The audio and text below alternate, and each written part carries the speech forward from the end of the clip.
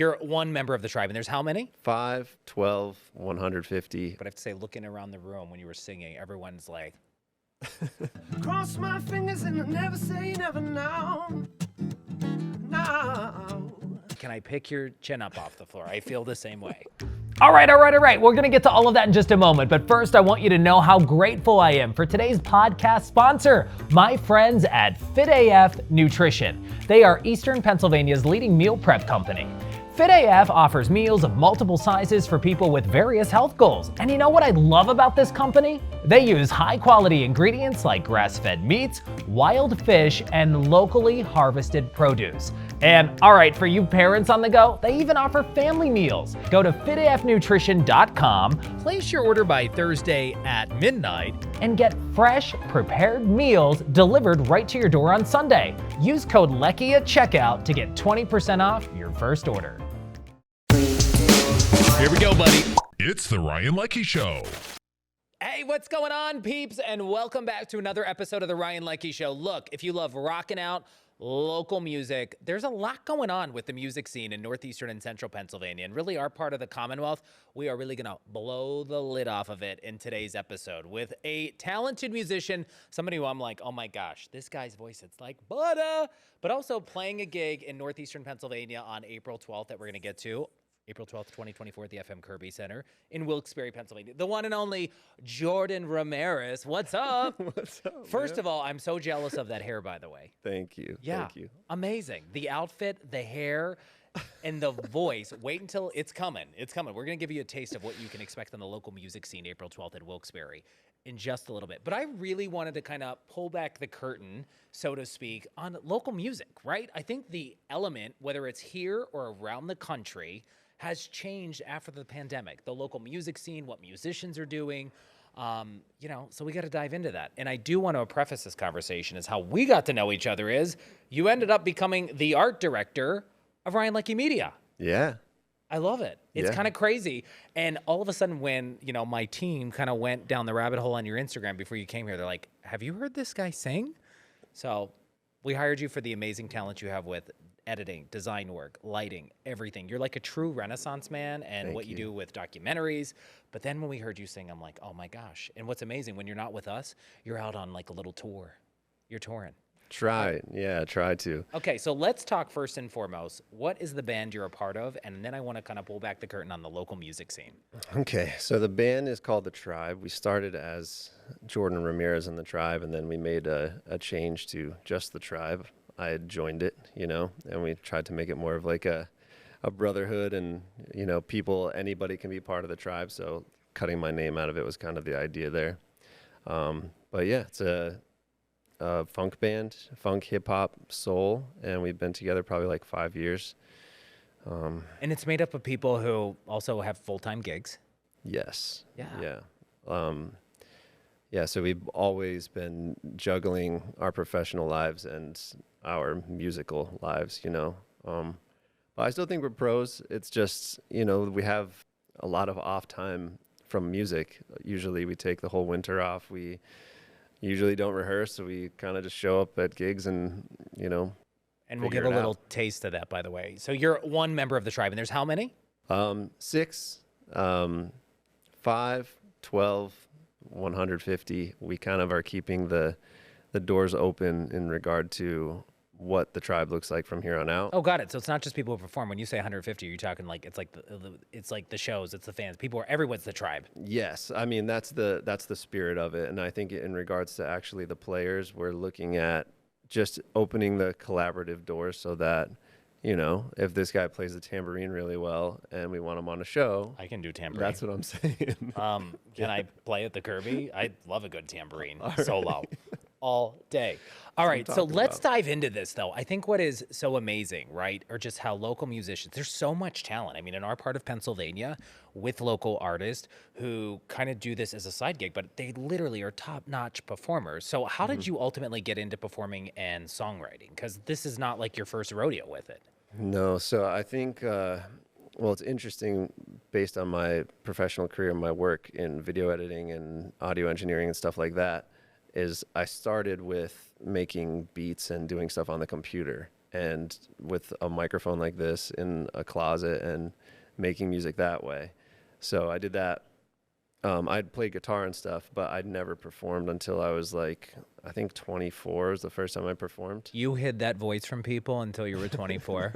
You mean you weren't rocking the guitar as a kid around your house? No, I still like, I still don't, I'm not over that, like the shock of performing in front of people. Do you know what I mean? So it took a lot. Actually, my wife is, a huge reason, the only reason why I actually started performing, because she was like, you got to go and do this. So we went to an open mic night at the River Street Jazz Cafe in Plains.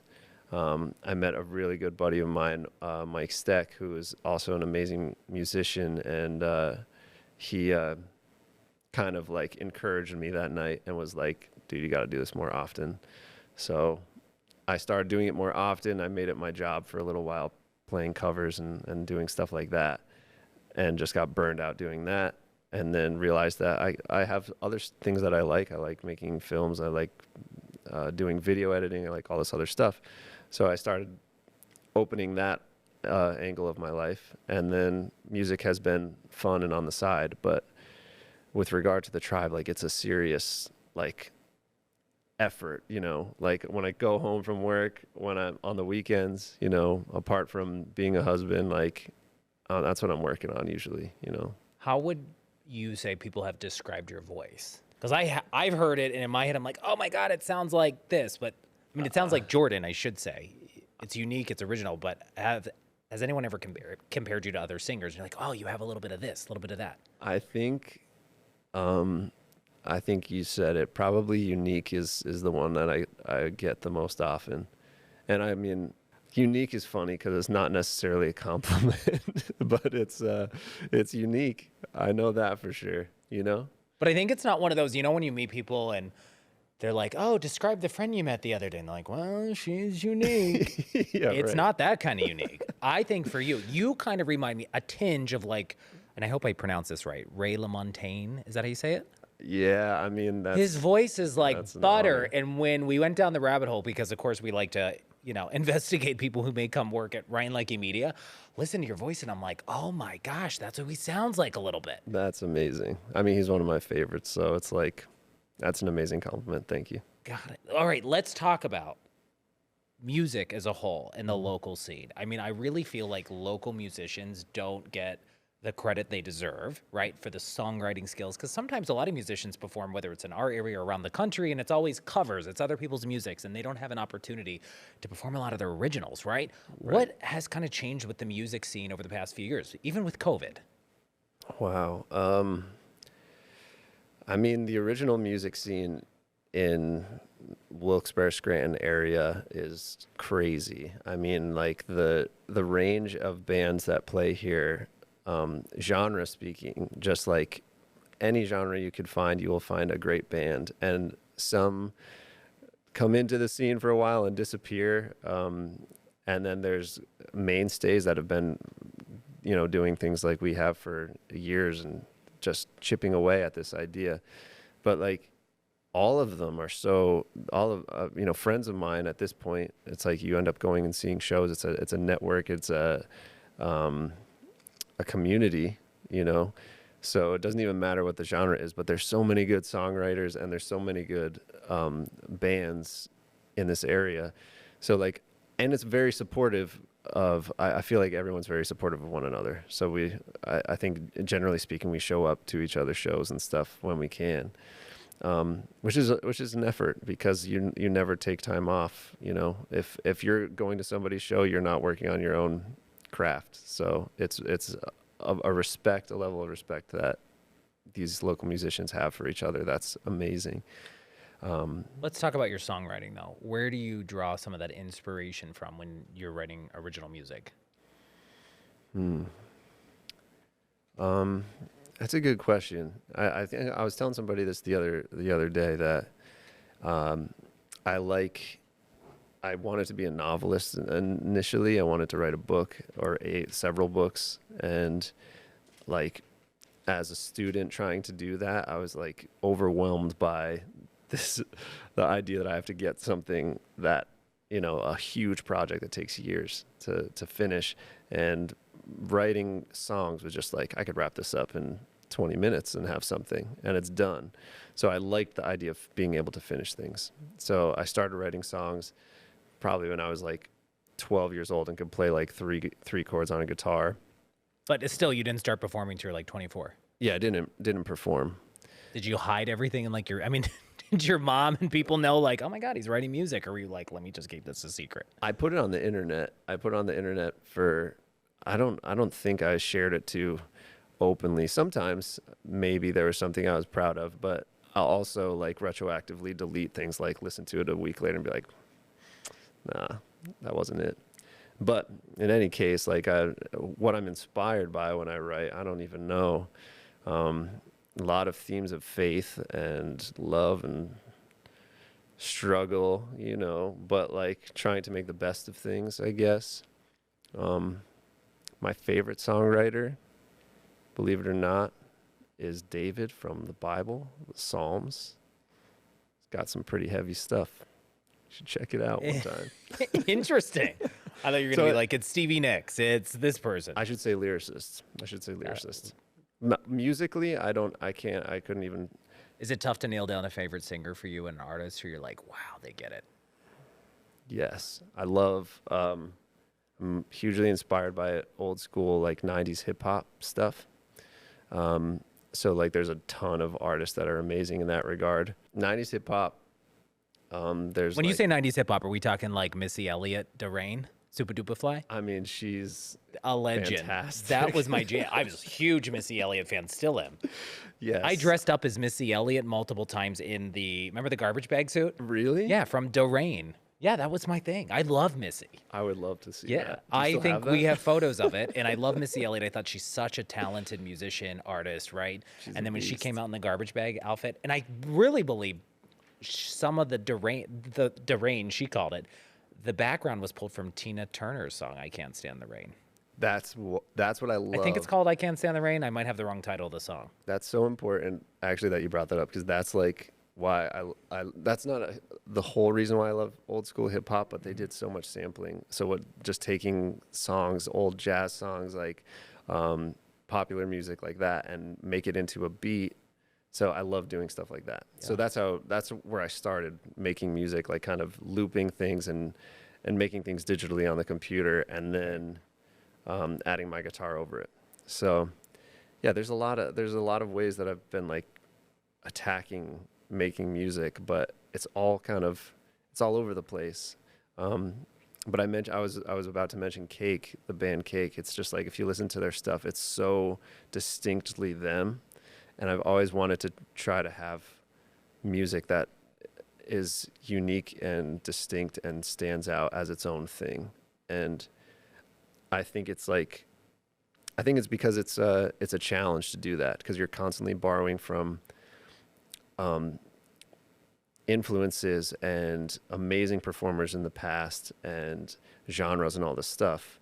So how do you make something new in 2024 it's a challenge. It's always been a challenge, but I mean, that's what drives me to continue to make music, make something new. But as part of this conversation, I think what's interesting, you look back in the 90s, right? And the way people had to get out their music, right? We only heard it if they became popular on the radio, right? If they had record deals, right? If somebody leaked their stuff on Napster or LimeWire, right? When people were downloading their stuff. But now, I think with technology and social media, that's what I wanted to get to. I feel like the music game has changed so much, in a good and a bad way, where, I know some big artists. I think I saw a video the other day. Snoop Dogg was talking about one of his songs was downloaded 1 billion times. He put up a video 1 billion times on, I think it was Spotify or one of the streaming platforms. But at the end of the day, somebody like Snoop, he only made like $45,000 out of 1 billion downloads, right? Yeah. So some artists obviously have taken a hit, impacted that way, right? And I think Snoop is insanely talented, and I love his relationship with Martha Stewart, but that's a whole nother conversation. But I think for local people, right, who sing, to get in front of audiences and people and get ears that they never would have gotten back in the 90s. Right. I mean, it's changed so much that it throws another wrench into the situation. It's like, in the 80s and 90s, I guess, if you were a local band, Like you go and play the bars, you go and play these clubs, and you get a good response. People start showing up. Also, people went out a lot more back then. People aren't going out and attending shows as much anymore. I'm one of those people, by the way, but just because they're late at night, can I just ask, why is there no concerts that like is a matinee, right? Like, why is Stevie Nicks not coming on stage at noon? Right? I mean, she's in her, I think, 70s. Like, I want to go to bed by 7:30. Like, Stevie's going on stage at 9. Madonna's hitting the stage at 11. I'll come see you at noon. I know. Are matinees not attended in music? I guess not, because I would prefer that as well. Yeah. I like to be I'm like a 9-year-old man. I want to go to bed early. Like, I want to support you. Right. And I would love to go out and see more musicians. But when they're like, yeah, I'm going on at 10, I'm like, it reminds me of the 30 Rock clip when somebody invited Tina Fey for a date. And he's like, hey, pick you up at 8. And she's like, you mean at night? Right? Like, that's my life. But I want to come back to the musicians and you being 12 years old, starting to write some stuff, trying to do your thing, right? What would you say to 12-year-old Jordan if he was growing up right now in 2024 with access to social, the internet, TikTok, Instagram, Facebook? Wow, that's a great question. I think now more than ever, I would probably just say, just keep putting stuff out, putting it out there rather than holding on to it. Like, that's the message I want younger musicians to take away from this. So for families who have kids who are rocking out, put it out there, right? Right. And yeah, definitely. Because I'm amazed when people start sharing stuff, right? You look at videos that have gone viral, and we've known people even in this office who have done some clips, and then they get millions and millions of hits, right? They're like social media famous, but then they're getting brand partnerships and deals. And I feel like that's where record companies, right? That's where they're looking for this stuff. Right. So that's what you would tell 12-year-old Jordan, right? Put it out there. Don't be Yes. shy. Yeah, because I don't know, for some reason, having a conviction as a 12-year-old, like I have something to say, you know, I have something to tell people. And that started early, but I just never had any sort of courage to get out on a stage and say these things, you know, or to produce music and have it be consumed. So Does anyone play music in your family or sing? my older brother, Michael, plays and sings as well. Where did you learn to sing like you sing? Because we're going to hear it in a second. My uncle Dave, on my mom's side, like showed me. I got a guitar because I knew he'd performed. He did what I'd done for years, just like performing at different bars and clubs and stuff. And he showed me his guitar one day, and there was no real like artistic drive that I wanted. It was just like, oh, playing the guitar is cool. Like I want to do that because it's cool. So he came over and he showed me a couple chords on like a piece of notebook paper, and that's really what started it. But I hear you play. You're great, right? I know you're like, I'm trying to get better, right? And I know you're always like, I'm not good enough. I want to be better at the guitar. I get that. That's like a lot of musicians. They want to be better drummers. They want to be a better bassist, so to speak. But your voice, when I hear it, right? And I told you before, I said one thing on my bucket list back in the day, this was back in like 2011. I'm always like, wouldn't it be fun to drop an album, right? So I have my own little originals out there floating around on Spotify and iTunes, right? Just getting started, the album was called. Shameless plug. But I didn't do it because I could sing, right? I worked with a cool vocal coach and stuff, but I'm like, I got to do it. And yeah, we had to tune it up. And I never said like, I'm going to go into this and I'm going to be a singer for my next gig. I was just like, but I was blown away at the work it took, right? To write originals, to put music behind it. For me, it was just like, I want to learn and I just want to grow and do it. But when I hear you, like, I mean, this is what I'm amazed by. I feel like it's like a natural talent that you didn't really blow the cap off your capacity with music until you're 24, right? Because I've heard people are like, oh yeah, she's a singer, little Betty, and Betty's pitchy, she can't hold the note. And I listen to you and I'm like, God, that's a natural gift. Thank you. And I Thank you do so know like much. some people can work on that, right? With a vocal coach and try to like, but some you either have it or you don't sometimes. And I feel like you got it. And that's what I think it's like. People need to see that. And I would say that for all local musicians, right, who are out there doing their thing. I'm always amazed because when you listen to somebody and if they're nailing the notes and they're rocking it, you know. And I always love singers too, like Adele, even when she's singing and sometimes she's like, oh, I'm sorry, that was a little pitchy, right? When they like call it out. But Right. I don't know, that never, like you just started singing and it just worked.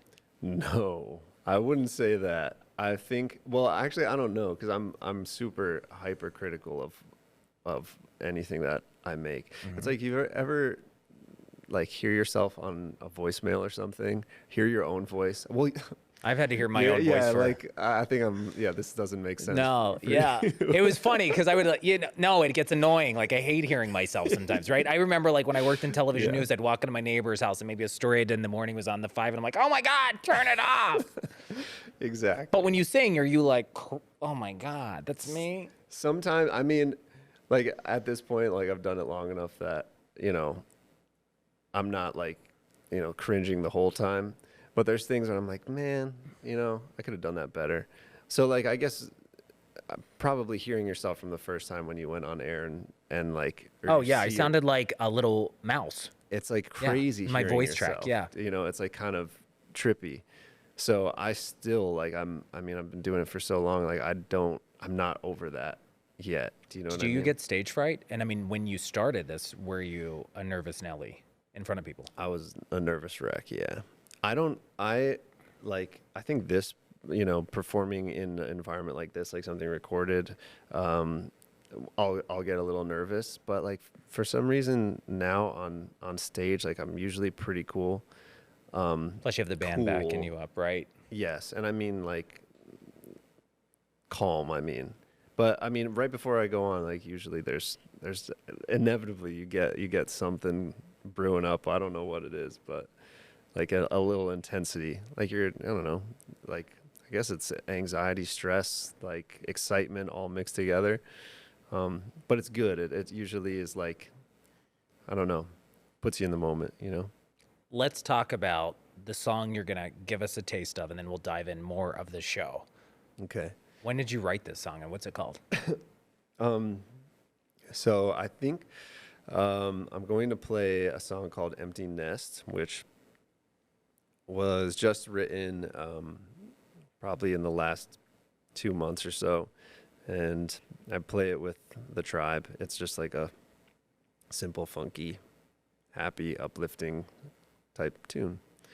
But beneath all that stuff, there's the things that I want to comment on and say, and I think that's what's kind of funny about the TRiBE and making funk music and hip hop and all this other stuff. Let's just get to it. Let's just get to it. Without further ado, from the band, the TRiBE, the one and only, Jordan Ramirez. Okay.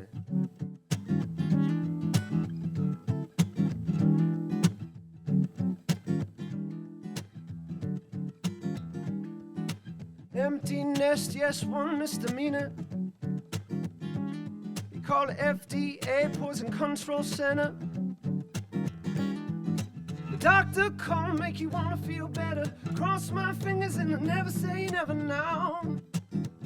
Now, you wanna know the best way, I say. The last gets first, but the worst get paid. Pass the baton like a relay. Give no heed to the he said, she say. Hey, but pieces of my soul on the floor.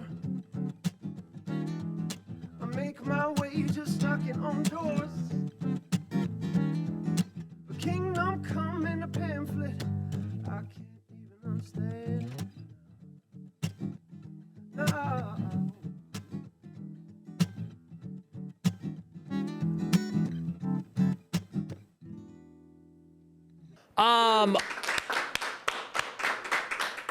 Again, the voice. I have to say too, when I hear you sing, and I always, I check out my peeps, the Ryan Leckey Media team, we're always following each other on our own socials. Holy heck. I mean, to hear that in person, right? And that voice that I hear on Instagram, and I send it to my friends, I'm like, I got to work with this guy every day. Listen how great it is. I love it. And I can't wait. And this is just a snippet. We want to say we condensed it. I said to Jordan, he was like, how long do you want me to sing? I'm like, kind of like a talk show. Just give me sort of like 90 seconds or less, right? Tell us about the show that people can expect on Friday, April 12th at 8 p.m. at the FM Kirby Center in Wilkes-Barre. And I want you to know how much I love you as a human. Normally I'm in bed by 7:30, but I'm like, I told the whole team, we're going, we're staying up, and we're going to support Jordy, as we call him. We're so excited, but give us a taste of the show in general. Is it just the TRiBE? Tell me what people can expect when they walk into the FM Kirby Center on April 12th for this great celebration of local music. Yes. So, thank you, by the way. I love you too.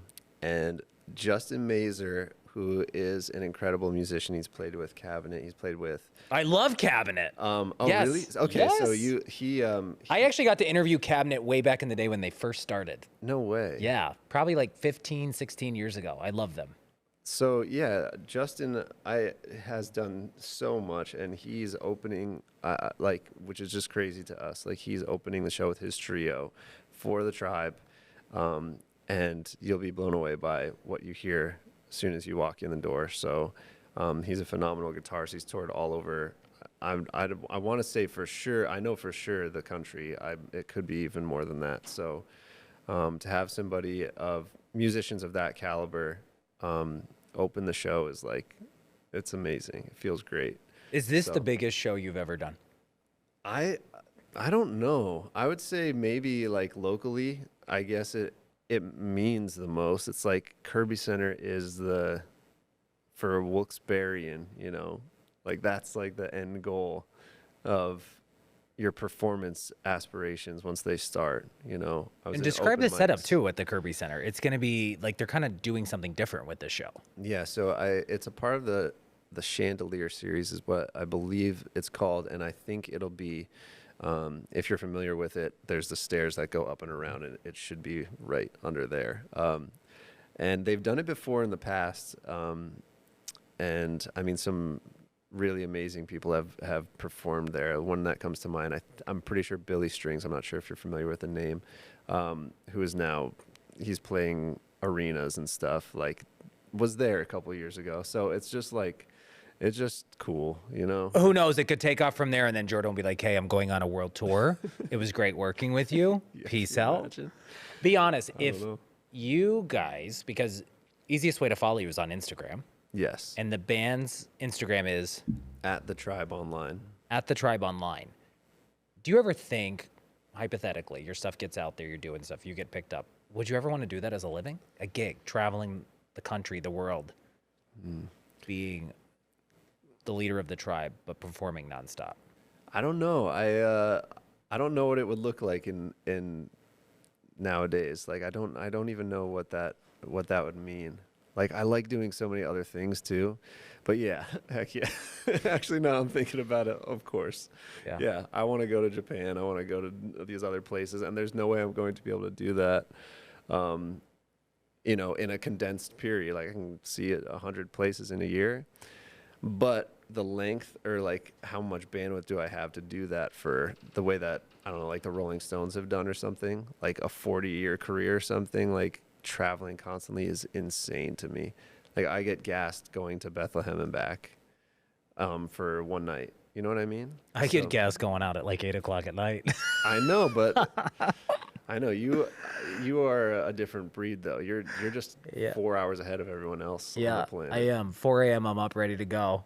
I would have to do the exact opposite. I have to be 4 hours behind. You know what I mean? And you wake up at noon and then you're out till probably 2 a.m.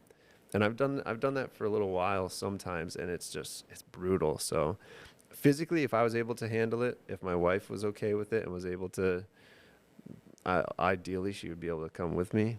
I mean, I'm really getting hypothetical. My 2 cats, if they can come too, like, I don't know, bring the whole crew along. That'd be something. But if it's just me, and you'd have to bring all of us along. That would be amazing. We'd be your groupies. The more, the merrier. I'll be your social media guy.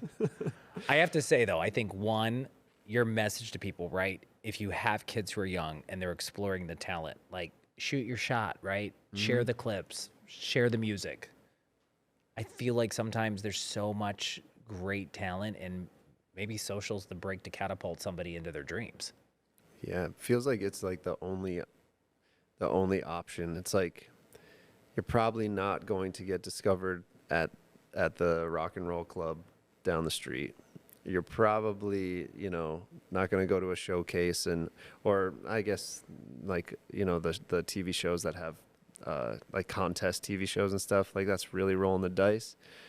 And there's so much social media out there, but anything could kind of take off.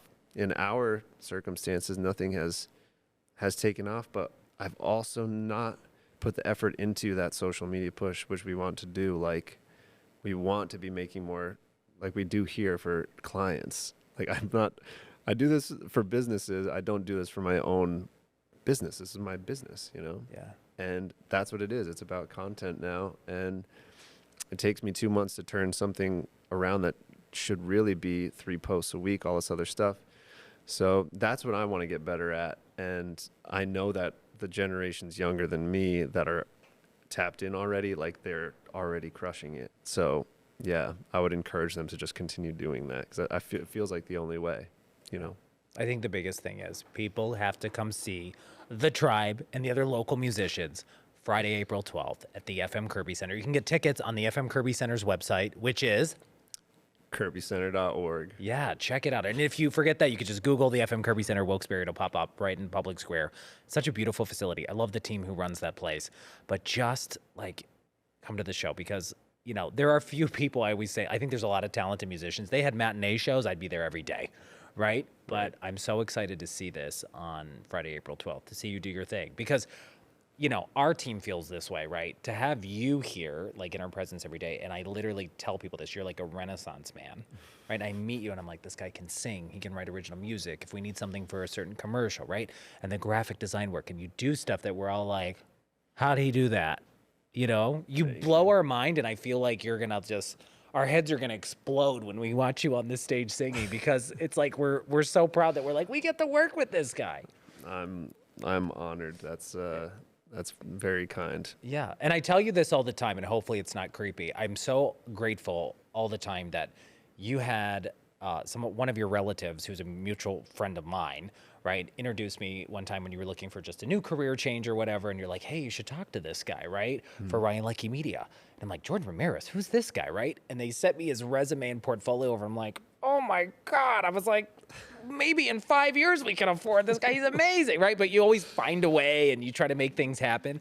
And I remember when this is a testament to, like, your talent, right? And this is why I said we're just scratching the surface of Jordan Ramirez in this podcast. And I do want to make it about local music, but I think behind every local musician is this crazy, amazing creative that we don't often get to see. And sometimes it's on stage, but I always feel like there's more to them, right? Like, you look at an artist like Miley Cyrus, and people initially like, oh, she's just like this pop singer. But when Miley goes live and she covers songs and she does her own songs, it just blows your mind, right? And I feel like with you, having you here every day, it's just like a snippet of Jordan Ramirez. So to be able to see you on the stage, we're really excited about. But coming back to what I said with the mutual people we know who put us in touch, I remember you were here, like, part-time for a few days, and I start seeing what you create, and I'm like, who is this guy? How did he get here, right?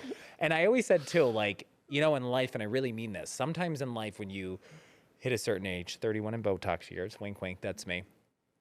Not that you're like, okay, I'm tapped out and I never want to meet new people, but sometimes you have your core friend group, right? And you meet people, you're like, okay, I'm good.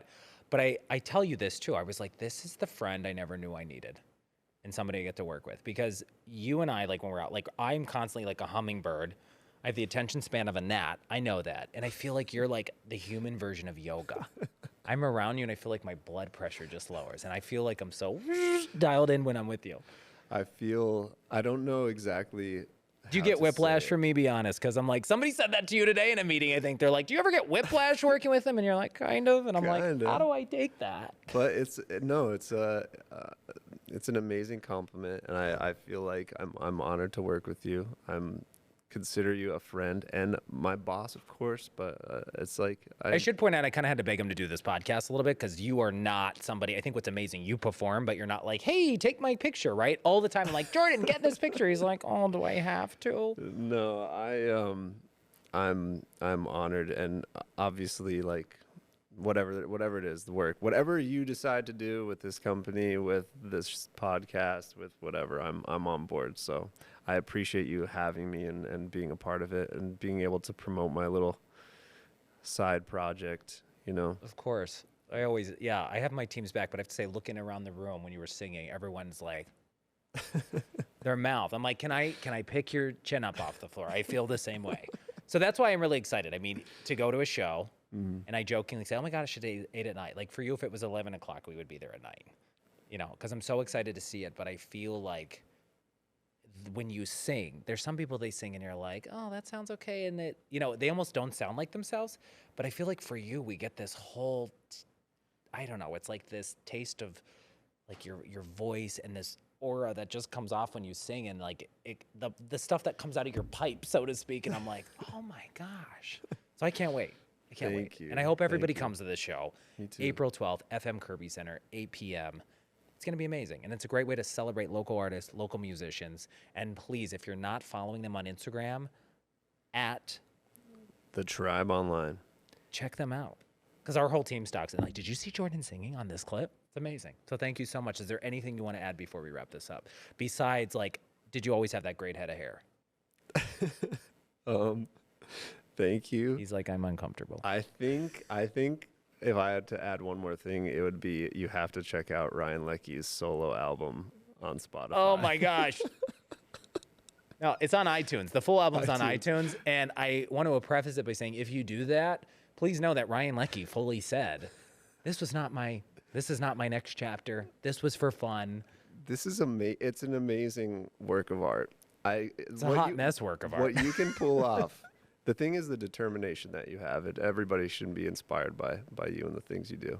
That is a project that everyone should check out.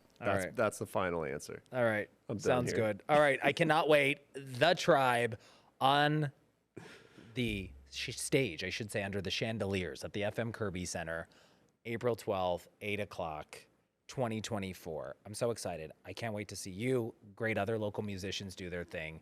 And is it going to be weird if we show up in shirts with like your picture on it? Not weird for me. All right. Good times. And hey, thank you so much for this great time on another episode of the Ryan Leckey Show. I appreciate you. See you soon. Here we go, buddy.